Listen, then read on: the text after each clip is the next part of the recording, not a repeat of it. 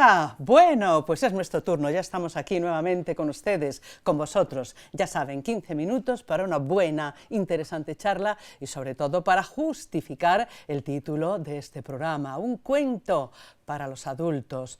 Cuentos para la gente ya de una cierta edad que dejó atrás la niñez, lógicamente. Bueno, pues hoy hablamos con un joven pianista, joven aunque suficientemente bien preparado, aquello de los hubs que se decía hace unos años. Pues sí, preparado para dar conciertos, en eso ya tiene bastante experiencia y por el camino que va, y si Dios quiere, dentro de nada va a ser director de orquesta.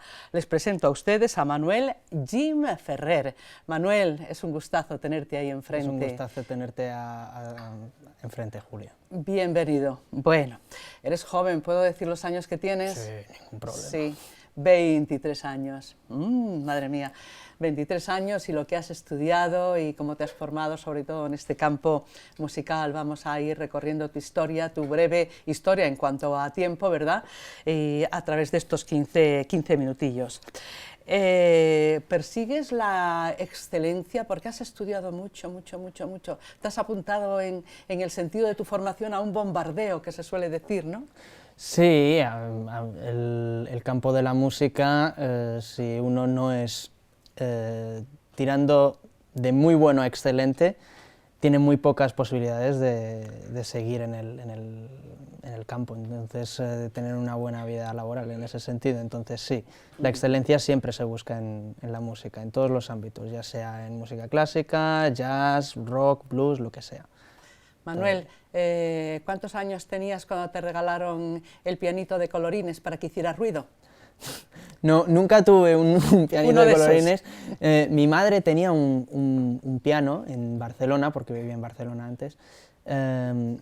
Yo tenía el piano en casa, lo tenía mi madre, y tengo de hecho un recuerdo que me hizo una foto de yo cuando yo debía de tener 2 años o una cosa así, que se me veía ahí con las 2 manitas. Ya mostraba un interés en aquel momento por las teclas. Por el do, re, mi, fa, sol, la, si. Sí, por el do, re, mi, fa, sol, la, si, ¿no? Sí. Y la verdad es que fue a los 6 años cuando además creo que fue un regalo de cumpleaños de mi madre, porque yo le venía diciendo a mi madre, quiero hacer música, quiero tocar el piano, tal y cual. Y mi madre al final, pues a los 6 años me pagó la primera clase con mi primer profesor, ¿sí? Luis de Arquer, en Barcelona, y entonces a partir de ahí lo que vino Y después. esa ocasión en que mamá y papá avisan a los familiares, a la abuela, al abuelo, a los amigos para decir, tenéis que venir a casa porque Manuel, mi hijito, ya sabéis, 6, 7 añitos, os va a dar un concierto de piano. Y tú, claro, pues tuviste que ponerte tu pajarita, que me parece que para estas situaciones el crío se pone una pajarita y diste tu primer concierto. ¿O no fue exactamente así? ¿Se le pareció? Fue parecido. Luis de Arquer tenía su propia escuela en el barrio de Gracia, en Barcelona, y tenía su propia salita de conciertos en su escuela. Y entonces yo, pues allí di mi primer concierto, y allí, bueno, pues vino mi abuelo, mi tío, mi abuela, y ya no me acuerdo ni lo que toqué, probablemente sea algo muy fácil. Sí. Todavía lo recuerdo, tenía un libro muy pequeño, digamos así, de este tamaño, con ilustraciones, porque era para esa edad, imagínate. Para esa edad, y entonces, pues sí, fue muy bonito, la verdad. Manuel, desde entonces y hasta nuestros días, hasta tus 23 años, ¿cómo resumirías todo lo que has estudiado en torno a la música? Que si cursos por acá, que si el conservatorio, que si pues este maestro, esta maestra. Yo, pues mira, te diría que desde los 13, 14 años no he tenido, digamos, 2 meses de vacaciones. Madre mía. Es como seguidos, es como desde los 13 años, ya sea porque terminaba el curso, estaba en el conservatorio en Madrid, a los 12 años entré en el conservatorio profesional de Adolfo Salazar con mi por aquel entonces nueva profesora, porque había estado con Luis de Arquer, y entré con Susana Sánchez Maceda, y con Susana es que es como una segunda madre para mí.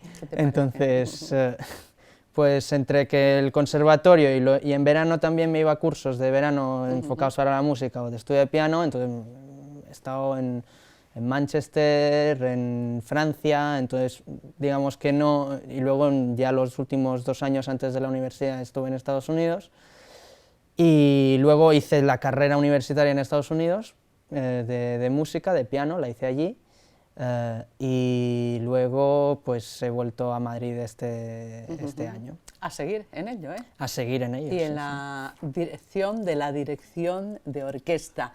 Dile a nuestros espectadores y espectadoras, naturalmente, algo de la camiseta que llevas, justifícala, anda.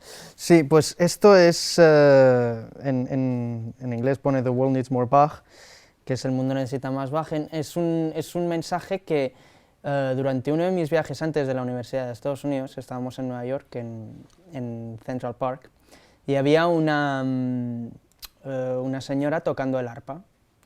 Y digamos en el típico letrero que ponen justo al lado de cuando estaban tocando, entonces ponía solo The World Needs More Bach, y entonces era como, pues la verdad es que sí, porque además es que Bach es mi compositor favorito. Qué casualidad también, ¿eh? ¿No? Sí, no creo que haya nadie que se pueda acercar a él en términos de excelencia. Entonces. Manuel Jim Ferrer, concertista de piano y futuro director de orquesta y cuentista también, en un momento dado, si se le pide. Nos traes una historia y además familiar, sí. ¿no? Os traigo una historia familiar, la escribió mi abuelo. Esto es que salió, es una separata de la antigua revista Occidente, y esto fue publicado en diciembre del 71. Muy bien, pues ven, ya sabes que tenemos poco tiempo y continuamos después hablando voy a intentar resumirlo lo máximo posible. Las noches de Doña Eutiquia. Al llegar a la página 73, Doña Eutiquia cerró el libro, apagó la luz, dio media vuelta en la cama y entornó los párpados. Al cabo de un rato, el reloj de la parroquia vecina desgranó perezosamente 12 campanadas. Así, un día y otro día. Doña Eutiquia conocía muy bien sus campanadas. Habían sido su casi única compañía durante muchas horas de su ya casi permanente soledad. Doña Eutiquia era viuda de don Leandro López de Abaigar, que había sido hidalgo del lugar. La cirrosis, de hecho, se llevó por delante a don Leandro a sus jóvenes e inútiles 28 años. Mi abuelo tenía un sentido del humor un poquito particular, vamos a decir. Entonces, al principio, con la escasez royendo la triste economía del país, el secano que le había dejado don Leandro a doña Eutiquia le daba, gracias a alguna combinación, para vivir desahogadamente. Luego, la congelación de alquileres y de carnes, las importaciones de grano, la emigración a la ciudad, la industrialización a ultranza. En fin, todo ello hizo que la situación se volviera para doña Eutiquia bastante inconfortable frente a la vida y frente a sus vecinos. Y para ser exactos, doña Eutiquia había cambiado toda esta soledad había cambiado las amilvaradas conversaciones del sector femenino social de la villa por la apasionante, así le parecía a ella, lectura de novelas policíacas. Eran novelas baratas de atractivas cubiertas y apretada tipografía con personajes de muy curiosa catadura. De entre ellos ella prefería a Jimmy el Largo y a Pat O'Brien, que se desarrollaban en paisajes urbanos de lugubrez tradicional, Soho, Canton, el Vieux Quartier de Marsella. Y se comprende así que, sin amargura, sino más bien sintiéndose redimida de la inaguantable ahora murmuración local, doña Eutiquia se refugiara gozosa en ese mundo abigarrado de burdos vicios y crímenes ingenuos que le deparaban las novelitas de la Martina, la dueña del kiosco de periódicos. Y, en definitiva, doña Martina había cambiado el negocio de alquiler de novelas por el de novelas policíacas. Entonces había dejado que los vecinos quisieran leer a Balzac y a Galdós para venirse en estos asuntos.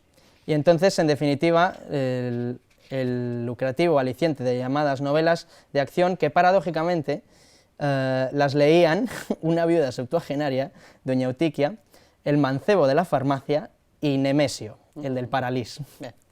Y en un minutito tendremos que ir resumiendo toda la historia de doña Eutiquia. Es que es muy larga. En fin, como se ha dicho, al llegar a la página 73, doña Eutiquia, rendida de fatiga, cerró su novela.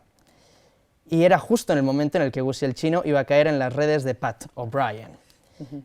De hecho, doña Eutiquia le caía bastante bien Gussie y le molestaba bastante que Pat O'Brien le fuera a pillar. Y no supo decir exactamente doña Eutiquia en qué trance de estos ocurrió, pero lo cierto es que cuando el Facundo, sereno del lugar, desembocó en su calle sacudiendo el chuzo contra la acera, doña Eutiquia, movida por no se sabe qué resorte, se levantó, palpó en la oscuridad en busca de su escopeta, se la echó a la cara y, asomándose a la ventana, apuntó hacia él y le descerrajó un disparo tan tremendo y acertado que el juez hubo de echar mano, pese a la boina, a las llaves y al chuzo, de 3 miembros de la familia y 6 vecinos para la identificación. Madre mía. Y os preguntaréis por qué doña Eutiquia hizo esto. Pues unos años después, en el sanatorio psiquiátrico provincial, doña Eutiquia contaba a sus compañeras, con una orgullosa expresión en sus disminuidas facciones, como en una hermosa noche de luna, ella sola había librado a Gussie el Chino, al citarlo se le encendía el rubor, de caer en las pérfidas redes de medio Scotland Yard al mando del pelirrojo O'Brien. Muy bien. Bueno, pues la historia del abuelo, una de La las historia del abuelo, resumida en... Bueno, a veces tenemos que ir de esta manera, por más interesante que sea una historia. 2, 3 minutitos. Oye, en YouTube tienes unos vídeos educativos, bueno, con una intención lógicamente concreta, y es la de formar a la gente en la base de la música, en los... Sí, en el fondo es lo que mis vídeos intentan hacer en YouTube, es traer la música que la gente la entienda más, que por qué conexiones hay con el arte, por ejemplo, en qué situación emocional se encontraba el compositor cuando la escribió, qué situación personal, el contexto ya sea político, social, y es porque mucha gente hoy en día, yo creo, van a un concierto y escuchan la música y aplauden, pero no saben muy bien todo el trasfondo detrás de la...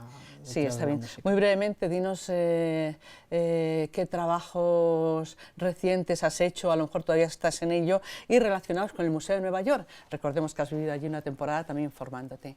Sí, el año pasado estuve en Nueva York, que estuve de director asistente en 2 coros en Nueva York, y pues en Madrid ahora mismo tengo varios proyectos, doy conciertos en casa, y porque tengo un pequeñito salón privado con mi piano, y también estoy intentando montar una versión reducida de las bodas de Fígaro con una serie de cantantes, y la verdad es que lo estoy pasando muy bien. He vuelto como colaborador a mi antiguo conservatorio, al Conservatorio de Ferraz, y en él estoy haciendo de director asistente de orquesta, entonces digamos que estoy ocupado, pero al mismo tiempo encantado de la vida. 27 horas diarias en vez de 24. Y nada, unos segundos para que me digas, en ese auditorio del que disponéis en casa, en fin, en el piso grande, familiar, ¿ahí qué se puede hacer aparte de un concierto, me imagino, no muy largo, pequeño? ¿Se puede hacer algo más? ¿Se puede hacer que interactúe contigo la gente? Sí. Un concepto del concierto un tanto diferente y actual, ¿no? Sí, sí. Yo creo que esta noción que se tiene del concierto del intérprete llegando al piano y tocando y no decir nada, y esto en el fondo hace que la gente se sienta menos atraída porque se ven al artista como un ente separado, digamos, digamos que se pone la máscara de artista, de intérprete, y esto es como si fuera un actor. Pues hablábamos del miedo escénico antes. Todo músico tiene miedo escénico, y entonces también incluso me ayuda a mí el interactuar con la gente, hace que esté mucho más cercano y se te quite el miedo. Pues nos ha encantado conocerte, Manuel Jim Ferrer. Quién sabe, a lo mejor de unos meses vienes por aquí a anunciarnos uno de tus conciertos, uno de tus grandes o pequeños, siempre grandes conciertos. Sí. Hasta siempre. Amigos, ha llegado el final de este pequeño programa, 15 minutos, en el que nos encanta, o a través de los que nos encanta hablar con un invitado o una invitada, y desde luego siempre prestar mucha atención al relato, al cuento para adultos. Hasta dentro de unas cuantas horas. Adiós.